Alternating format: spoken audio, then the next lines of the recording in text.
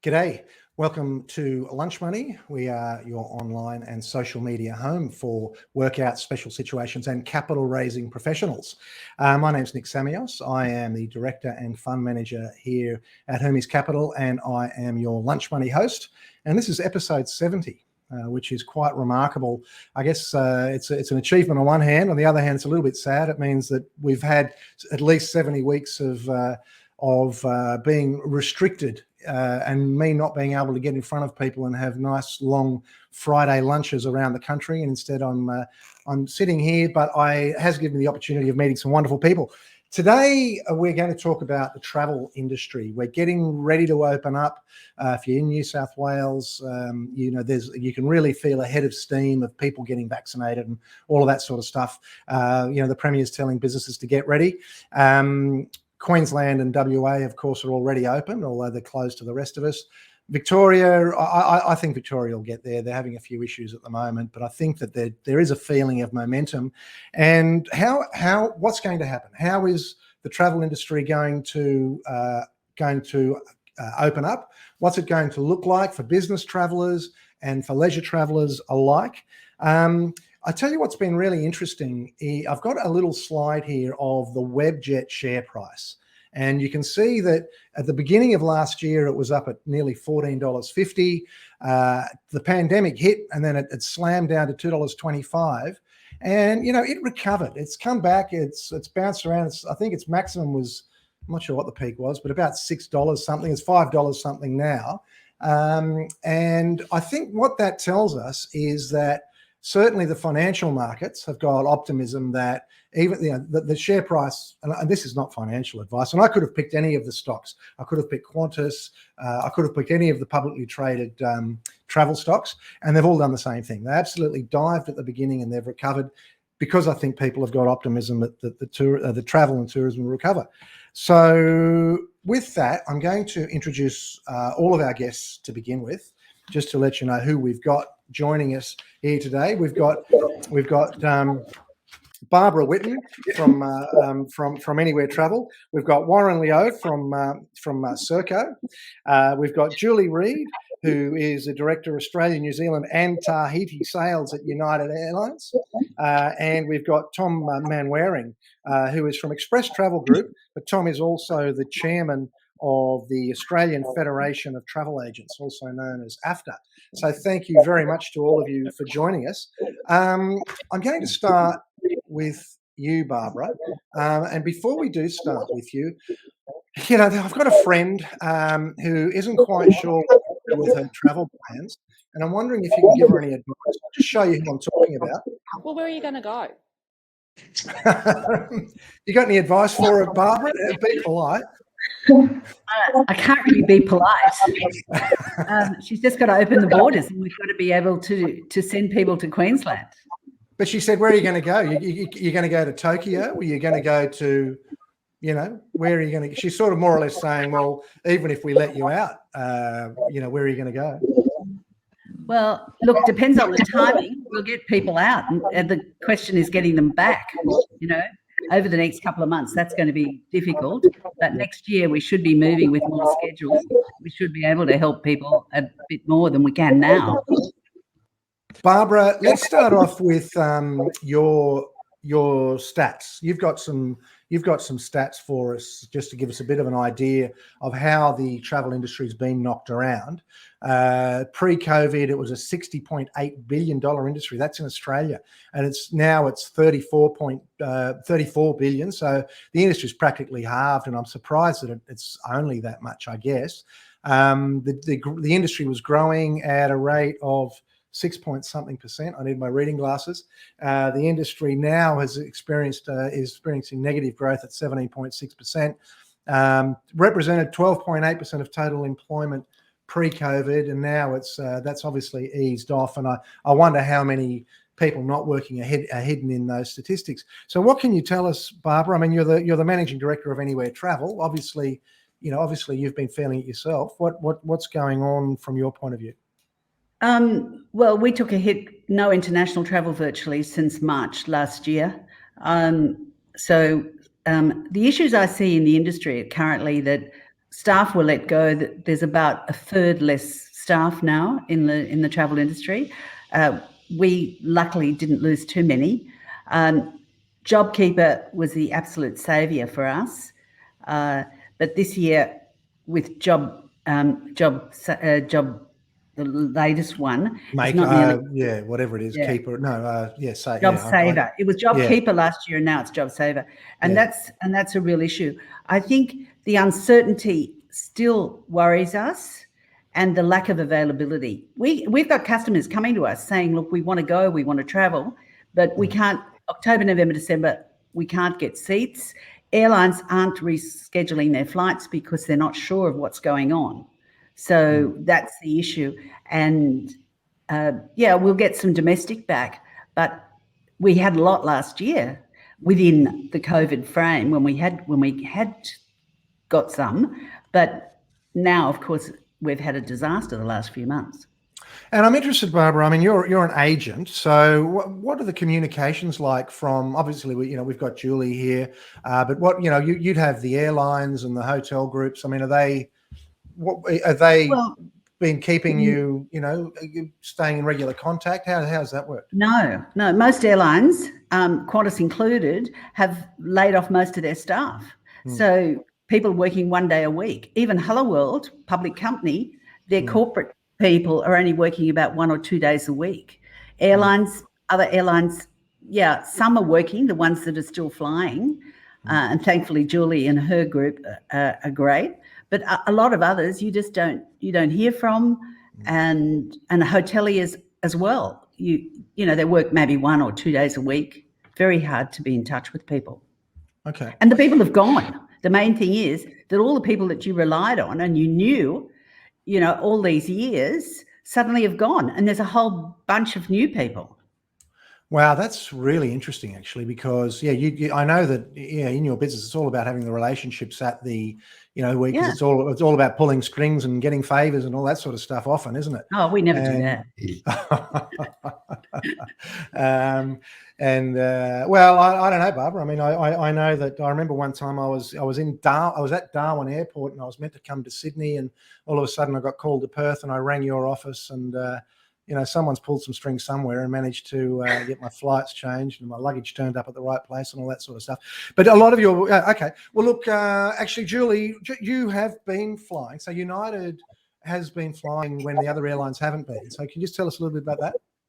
Sure. So United's been the only airline that's flown continuously between Australia and North America. So we've flown twice a day, Sydney, San Francisco, Sydney, LA. So for us, we've still got our staff. We've still got people around every day engaging with the agents and trying to help people. So we feel really privileged that we've been able to do that. It's been a challenge, I won't lie. The caps change on a almost monthly basis. At the moment, the caps are the lowest they've ever been. So we spend an awful lot of time taking bookings and then having to change bookings because the government changes the caps on us. And I think that is one huge consideration for the future, is how do we get over the caps? How do we allow free people to come back in and be able to make things work? But we're proud we've been here, and we're really, really lucky that our team are still in place and we're still engaging with the travel agents, because we need travel agents. The customer needs travel agents, particularly at the moment when things are so confusing and changing all the time.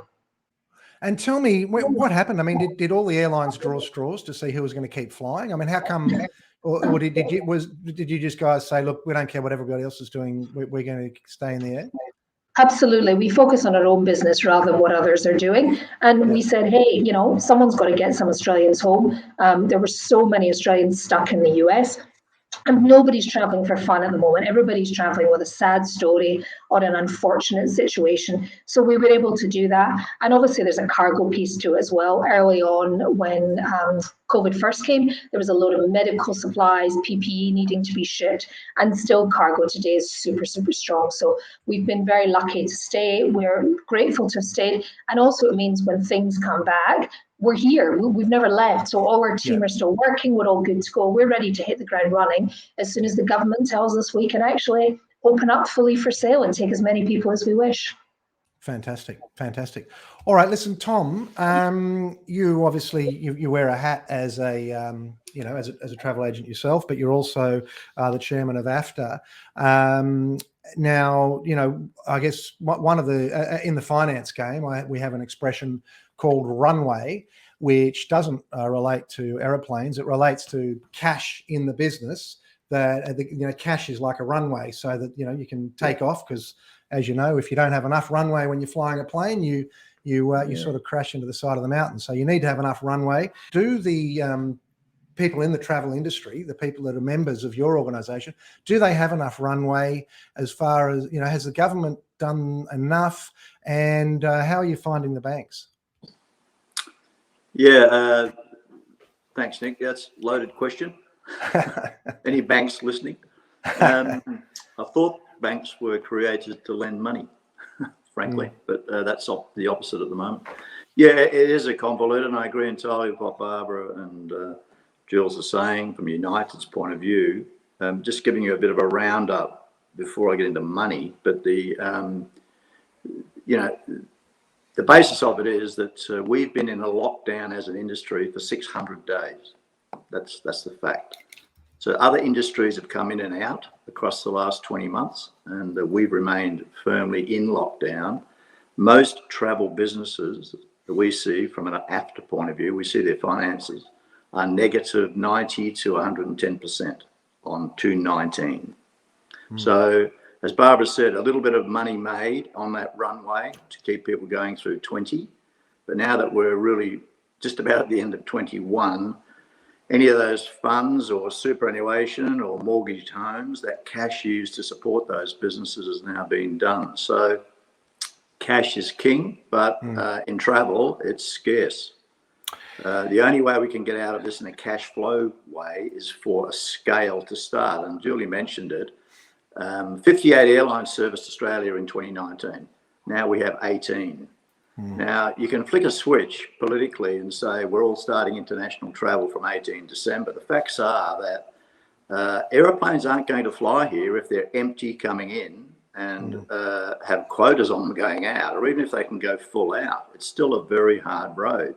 Garuda, Thai Airways in bankruptcy, basically, and a number of other airlines too. So the primary carriers, the national and solid carriers that have been around for years, are presenting for travel agents to make money again. It's just going to take time. It's going to be a 9, 12, 18-month outhaul. So we can't get back up to 7 million people flying a year overnight, which is where we need to be. 7 million in and out. Now, I could go on and on about we can't bring people into the country until we get rid of the quarantine. Home quarantine's no good, right? We need to get rid of the quarantine. Everybody's double vaxxed, which they will be at Christmas, 90%, and away we go. Yeah. Getting back to money, the banks, the grants, the federal government were great support. I agree entirely with Barbara that JobKeeper saved the day for most businesses. We lost 15,000 people, 3,000 businesses still. We did have 40,000 in our industry. Now it sits at about 25. And on an edge, most of those people are hibernating. They are running two and three jobs rather. 70% of our workforce are women. So how this works with money, the banks, in terms of loans, for a start, before I go back to grants, the loan side of it, there's a Commonwealth grant loan facility with an 80% government-backed guarantee. I'm situated in Victoria at the moment. Not one loan in Victoria has been given out to a travel business. Travel businesses are high risk, and they just will not lend money. They tout out that there is an APRA technical requirement that prevents taking security over businesses who don't have business ownership, building ownership. They're operating on leases, which is 95% of our businesses. So therefore, they can't get past first base. I was talking to, just before I spoke with you the other day, I was talking to someone at one of the banks, and I won't name names but they were saying, listen, this scheme, no one's interested. Like, yes, it's there. There's 80%, I think is the guarantee, isn't it? Correct. And they'll just make any excuse. They just don't want to do it. Listen, before I want to drill a little bit further into that, I just want to remind people that we are live for our live viewers and listeners. We are on Facebook, LinkedIn, YouTube, and on Twitter, and you can subscribe to all those, of course. But if you ask a live question, we will endeavour to send you one of our lunch money mugs. We send those to the best question of the day. And look, it's in what I call an Aegean blue. It just gives me, I can't go to the Greek islands, but at least I can dream about them when I look into my coffee mug, and you can do that too.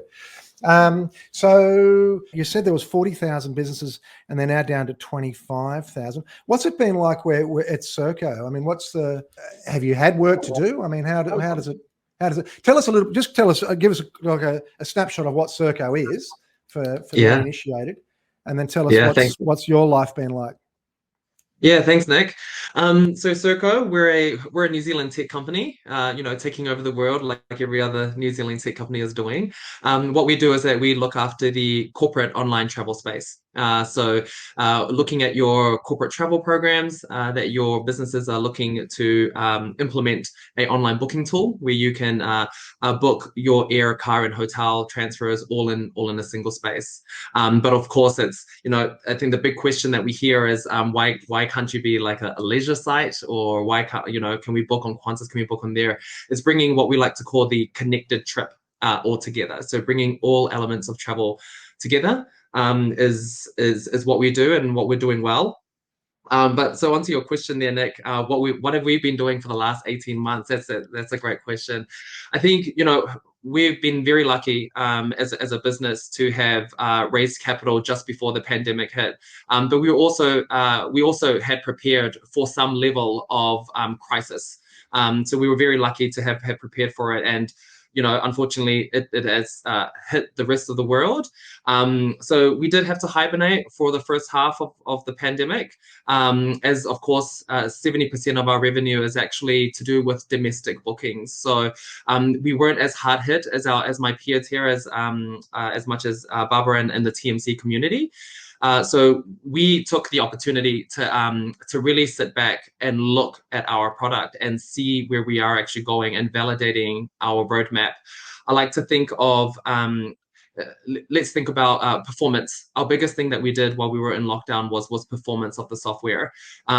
Users these days, everything is instant, right? If you go onto any website, if you're sitting there for more than 1 second, you've already lost interest and you've already lost the attention of that audience. So as a corporate online booking tool, we had to make sure that we were on par with leisure sites. So making sure that the speed was there.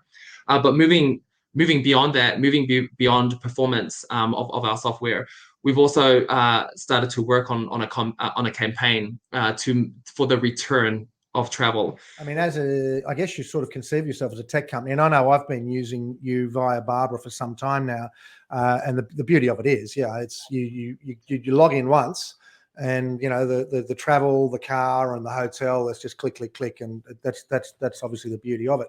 And you've got all the corporate rules so that people aren't going crazy, who aren't authorizations and all that sort of stuff. But you must see a lot of data. So have you got any sort of insights? Do you do data analytics and all that sort of stuff?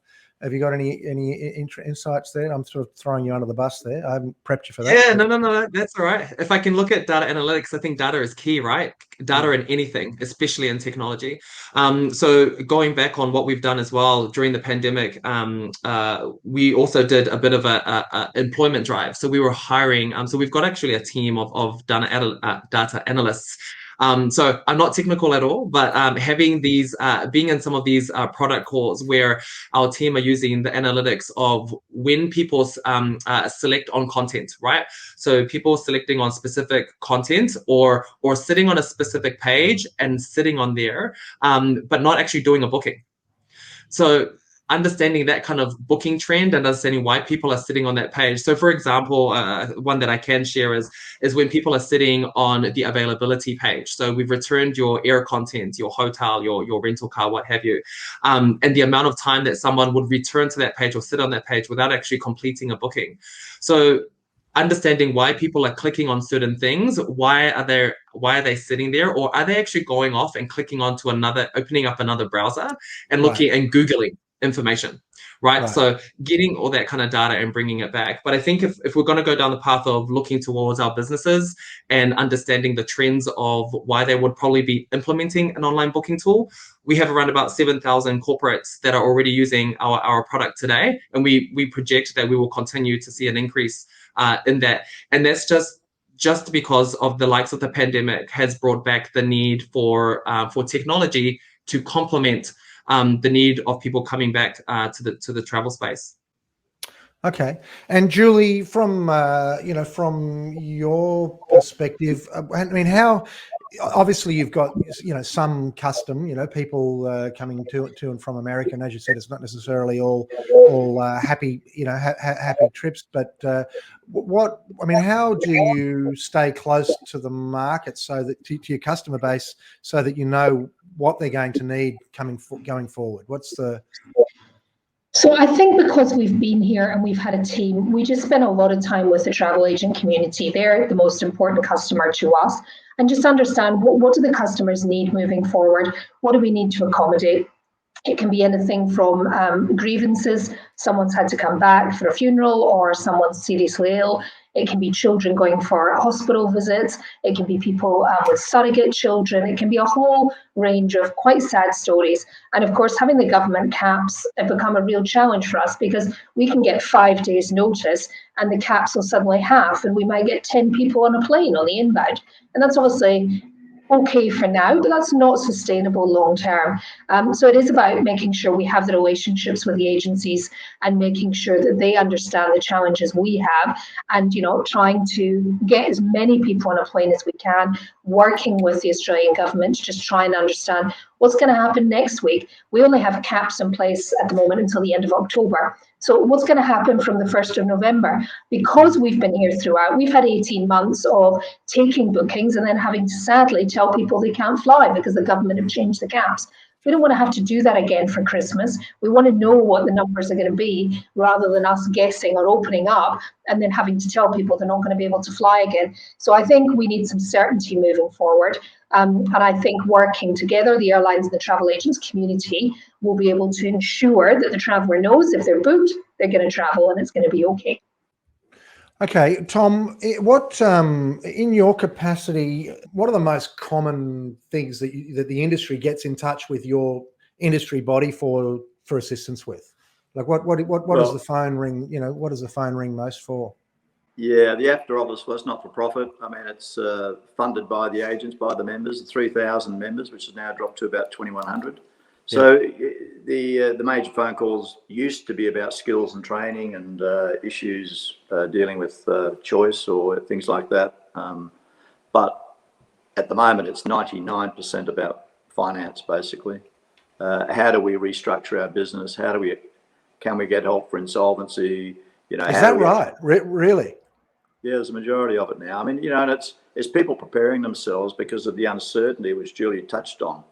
The confidence in the system is just not there. As I said, it's 600 days of negative. So not many industries would even last for 200 days of negative 95%. It's been 600 now. And it's because they are mum and dad shops, but professional travel people who have had profitable businesses for, in some cases, 25, 30 years. And what about the ones that were set to retire and all that sort of stuff? I mean, one good way of me picking a fight and becoming unpopular is, people say, "Oh, we're all in this together." Of course, well, all of all those small business travel agents. I mean, they don't want the job keeper or the job maker or the job whatever they live. They just want to be able to open the doors and make money, make an honest living. But we won't go down that path because I'll end up in trouble. We won't go down that. We need it. Yeah, exactly. So listen, Barbara, you heard what Tom just said there about the most common question he gets. Obviously, you do a lot of corporate travel. What's the most common inquiry that you're getting from business? The corporate want to know whether it's safe to travel, and they want to know all the rulings about COVID safety, whether it's the aircraft cleanliness or the airports or the cruise companies. All of that is critical for us. The other thing is, as Julie mentioned, I mean, we need the support, and we're very grateful for the support of the industry to help us get through so that we can try and sell tickets. Yeah. Okay. Well, you've given a nice little segue there for Warren in that case, because I know that Warren was saying about they've sort of developed a bit of a plan for getting back. Do you want to walk us through that?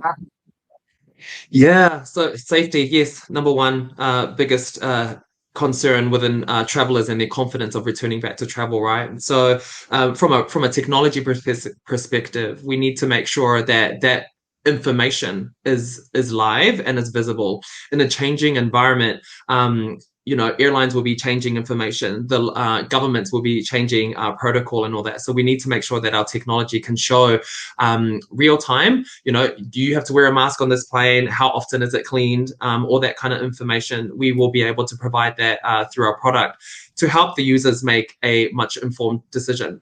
But also we want to make sure that, within the company policy that the employer is also looking after and having that duty of care element to the user.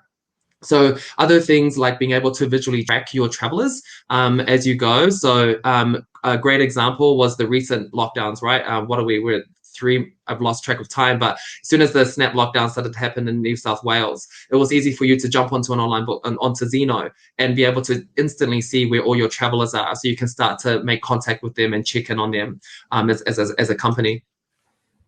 So that's kind of like the safer elements of things. Coming back leaner, so it's all about cost, right? So you implement an online booking tool to save costs, but also you want to make sure that you are providing the most meaningful contents to your travelers. So let's say that you can put in a trip budget, for example. So let's say that when you start to roll out travel, okay, so you have $1,000 to spend on your budget on air, car, and or hotel. We've got a very configurable way of putting that through to the system and configuring it. And it can be configured. We've got over 7,000 corporates, so making sure that every single corporate has a slightly different kind of policy. We've pretty much been able to answer yes to a lot of the wacky and also wonderful types of policies that are out there. Told you there because I'll just get a little bit of feedback. So Julie, with respect to the safety aspect, I mean, I'm just wondering whether or not will there be corporate travelers that specifically need some sort of documentation, or I'm thinking about the liability and evidence and all that sort of certification. Are you seeing any of that? So absolutely. I think what we'll see is we'll see leisure coming back first, and corporates are going to need to work through their policies. Do they have travel insurance if a corporate traveler is overseas and they catch COVID, as an example? What happens if they attend an event? Who's responsible? Is there any liability issues by the host for hosting the event? Certainly from United's perspective, we have mandated that all our staff must be vaccinated. So I think there's some comfort there when you get on board knowing that the staff have been vaccinated. We're the only US mainland airline to mandate that staff must be vaccinated to get on board. You're going to have COVID tests, negative tests before you depart, probably on arrival. You're also going to have to be double vaccinated and obviously be able to show such things. So it's going to be, I think, easier for the leisure traveller to kick off really quickly. And for the larger corporates, they're going to need time and advice from the government on how they protect their travellers and how they prepare for anything on the traveller's journey as well. Actually, it's interesting you say. I know even myself, I like to have a coffee, with various contacts, accountants and lawyers and that sort of thing. And I know that with the smaller firms, before we locked down, you could ring up a small firm and say, hey, let's catch up for a cup of coffee, and that's no trouble. But some of the larger firms, they weren't even allowed to do that. There were rules and mandates and all that sort of stuff. So I guess if they're not allowed to have a cup of coffee, they're probably going to be hardly allowed to get on a plane. So I suppose leisure is going to be first. Listen, just Warren, you had one more thing. You've got coming back safer, coming back leaner, and you had coming back smarter. What's that all about? Yeah, so coming back smarter, being in the tech space, right? You want to have confidence in your online booking tool that is providing you with the most meaningful information. So things like rich airline content, things that you would probably traditionally see on a single airline website, but we're putting all that rich content information like on-time performance. So knowing, comparing across all the other airlines, whose performance is much better than the other. Things to help a user make a more informed decision about traveling on there. But other things, let's start thinking about airline contact tracing. So, we were able to pick up the information when the federal government decided to change and you needed to put in a postcode. Most people don't even know what their postcode is. But we enhanced our software, so we were able to capture that information and put that in all the bookings. But I also want to move that to another area where we are future-proofing our product and going back to the point of vaccine passports, right? That is yet to be determined about how that's really going to shape itself. But we've future-proofed our product so that when that actually comes into fruition, we will have the ability to capture that information or integrate with a partner so that that information is readily available. Okay. And the last thing as well that I want to mention is the second biggest thing that we've seen since the lockdown and the pandemic is sustainability. So making sure that we're providing sustainable information on our booking tool, having the ability to do carbon offset management, again, to help the user understand that, I could be saving a tree or forest here if I travel on this flight as opposed to another. Okay, Tom, I'm wondering, will the role of the travel agent change on the other side of this, do you think? I mean, how do your members adapt? Will their business model be exactly the same? Is there an opportunity? I know that it's, I don't know if you saw my show last week, but we talked about a thing called the Stockdale paradox, where, if you have too much optimism, it actually works against you. So you've got to be realistic. But, is there on the other side of this, are people maybe going to be using agents more? I mean, how's that going to work, do you think? Yeah, well, I think the short answer is yes. I mean, times of chaos, etc. Have a look at in Spain now with that volcano exploding. I mean, it's a simple case of phone your travel agent and say, get me out of here. I mean, the assumption of just being able to get online yourself with the internet in various locations around the world and sort your own travel out in a climate of chaos is frankly ridiculous. So, I mean, for one call to your agent, as we say, without a travel agent, you're on your own. It's been proven time and time again. So. And with COVID in particular, because it's fluctuating so much, and it's not even around the world, clearly. I mean, it's a lot of countries have a lot more stricter protocols than not Australia, but certainly stronger protocols than Britain and all the other general places. So more advanced economy. So yeah. I mean, it's I think there's a demand now, and the increasing demand in the US proves that. They've come through their summertime, which has been 1 billion people traveled on airplanes last 12 months. So although in Australia we think, no one's flying, well, that's normally 3 billion travel, mind you. A lot of them on United, Julie. So, I think that the role of the travel agent, the increase in technology, agree entirely with Warren there, and, getting more productivity and being the catch cry in our business, on the business side that I run, is smarter, faster, stronger. And really, that's what we need to do and implement through the business. We had 120 staff, now I have 60. And we will be able to drive the same numbers we did in 2019 with those 60 people through changing systems and staying in step. So all agents will be doing that. And it is a people-to-people business. That's what we are. We're normally a happy one, but people-to-people definitely. And that will always be the quickest way home when you're trying to finalise or get up-to-date information about what you're about to do in a COVID environment. So, yeah, I think even more important to use a travel agent. Oh, yeah. Look, like I said, that's a genuine story about when I was stuck in Darwin and all of a sudden had to go to a different part of Australia. And it was after hours, and Barbara's people were, I think it was Ali, was able to help me. Listen, we've got a question here, something that sort of folds in nicely with what Tom was just saying. And I'm going to throw this one to Julie. So I've got David Behrman says, thank you very much, David, for your question here. Great session. Thank you. What do you think is the likely future of corporate travel after nearly 2 years of online transactions? Will business travel return to pre-COVID levels? And how would business travel agents convince their corporate clients that business travel is necessary in the future? Now, Julie, when we were talking earlier in the week, you were saying that you've got some experience in Europe and in the US that might give us some insights into how things are going to look. Maybe that answers that question. Sure. So I do think business travel is going to come back. I think the days of conference calls where we all used to huddle around a phone in a conference room is gone. And I think Zoom and FaceTime and Teams will take over that. But I still think when you're trying to do business with someone in an overseas country, different cultures, different ways of doing business, you need to be able to sit down across the table and have a conversation with people. So that's going to come back. It's going to be about advice and some rules and regulations, which your travel agent's going to help you with. What do I need to do to be safe? What do I need to do before I fly? What insurance policies are available, et cetera, et cetera. And I think we can see now the rest of the world is coming back. So I think Tom mentioned the US, so certainly domestic US. Travel has come back there. So if we look at 2019, an average day in 2019, numbers through TSA, which is the security arm in the US, were about 2.7 million per day. So a lot of people traveling through each day. In 2020, at the peak of the pandemic, we were only looking at about 200,000, so such a small number.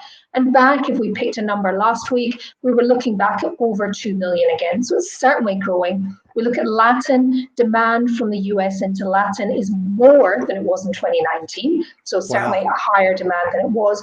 And I think Europe opened up last week. So America has opened up to Europe, China, countries, allowing them to come into America, which they haven't done in probably nearly 16 months. So Europeans can travel. They've been traveling all summer and been out and about for the last 6 months. But now they can travel back and forward to the US.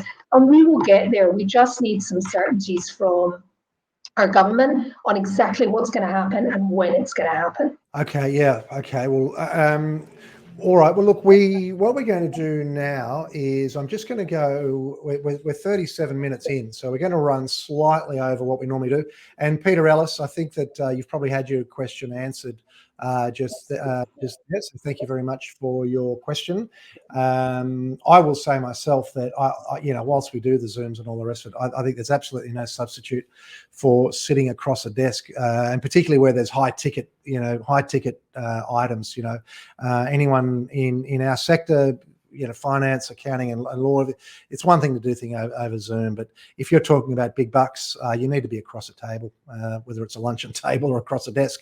Look, what I want to do now is just go around for some final thoughts. So we might start with you, Barbara. What are your final thoughts for advice for your corporate travellers and for your high-end leisure travellers? Look, for the corporate travellers, I think it's important to get your travel programs lined up and to look at your travel spend. And this is where the technology will help to reduce your spend. Corporate won't come back as it was, I don't believe, for maybe a year or two, but leisure will be leisure or business leisure. In other words, business people taking holidays will be quite a growth market that we see. Okay. All right. And Warren, what are your any words for your for the industry generally? Yeah. Look, we're pretty much literally in the same boat as everyone else. But I second everything that Barbara said. When it comes to your travel policy, I'll probably encourage. There's probably a few listeners on here that are the lead travelers and that do a lot of travel when they could. I would probably encourage you to go and speak to if you're working for a company that has a travel policy or a procurement manager. I encourage you to go and speak to them and tell them about what you would like to see out of your travel policy. That kind of engagement also ends up coming back to us as a technology company, because what we need to do is we need to make sure that our roadmap and the items that we are developing is exactly what you guys need. So I encourage that. And also, yes, let's have a look at your travel policy and where technology can complement and help you in that regard. Okay. Now, Julie, I've got a question for you from one of our LinkedIn viewers. Julie mentioned Julie mentioned certainty from the government. How long, ideally, do we need government confirmation to get corporate travellers back in the air? So maybe you could answer that question plus give your sort of closing thoughts. Sure. So at the moment, in terms of allowing travellers back into Australia, we only have certainty till the end of October. So we're obviously, we hear in the media, we hear from government ministers, we hear from premiers that things are going to open up at 80%. So what we're looking for is some certainty from the government that, approximately what date is that 80% and what are the plans? We can't have 5 days notice and expect airlines to be open, ready for either leisure or corporate travellers. It doesn't work like that. Things, need to happen probably 6 to 8 weeks in advance in terms of getting crew organised, etc., etc. So I think we're just looking for some advice from governments in terms of what does the future hold past the 31st of October? When's that 80% likely to hit? And what's it going to look like? And, Tom mentioned quarantine. What's that going to look like? We're talking a little bit about vaccinated travellers won't quarantine. Unvaccinated travellers, there'll still be a cap and they will quarantine. So how do these things sort of work? So I think there's lots and lots and lots in the media, but we need a concrete plan. And I would say we need at least 6 to 8 weeks in terms of borders opening for people to make plans and be certain that their plans are going to go ahead. And for us, again, back about if we're talking corporate travel companies will help the corporate companies work out what their plans should be, work what their policies are. And it's something they should start to look at now, because usually once we get past our summer break, February can be the peak month for corporate travel. So whether it will be next year, obviously, is to be seen, but there will certainly be some corporate travel. And leisure, there's so much pent-up demand there to travel. It's just people are desperate to go. So I think the quicker we can hear from the government and get something firm that is released to the general public in terms of what we can do, the better. Okay, thank you very much. And Tom, some closing thoughts from you. Yeah, thanks. Yeah, well, I mean, on a general agency side, we really need the confidence, which is what everybody's been talking about here. Nothing's going to happen without the confidence returning. There's a lot of planning going on at the moment, but actual bookings and cash flow into agencies isn't starting yet. So we need the state premiers to get into line. New South Wales is the gold standard, and then the confidence returns. Dates are known, as Julie's saying. Qantas is indicating 18 December. And so therefore the scale of that over Christmas will probably be short leisure holidays, visiting friends and family, and building into the summer of 22 in Europe, which should be a boom time, providing the capacities there and the Americans don't take it all. But certainly that and across the Pacific, so there's lots of opportunity and pent-up demand, but we can't do it without a removal of quarantine. We can't get tourists here and we can't get our own people back. So, and that will then drive aeroplane capacity and cruise capacity. Once we can get over those hurdles, and I know they're difficult, but at 80, 90% vaccination, away we go. The whole country opens up both in and outbound. And then you'll see those share prices take off. Fantastic. Not financial advice, And see your travel agent. Absolutely. There you go. Everybody talks about, make sure you go and, spend money at the cafe and the restaurant, but make sure you book your next trip via a travel agent. All right. Well, I would like to say thank you very much to Barbara Whitten, the Managing Director of Anywhere Travel, to Warren Lio from Strategic Account Manager at Serko, Julie Reid, the Director of Australia, New Zealand and Tahiti at United Airlines, and Tom Manwaring from Express Travel Group, but also the Chairman of AFTA. Thank you very much to all of you for joining us. It's been very informative and some good fun as well. Thank you to all of you who have been watching us live, and thank you to those people who asked questions. We've got a final little comment there. Insightful session. Thank you all. You're very welcome. Thank you. All right. Well, thanks to all our viewers and listeners, and we'll speak to you again next week. Cheers.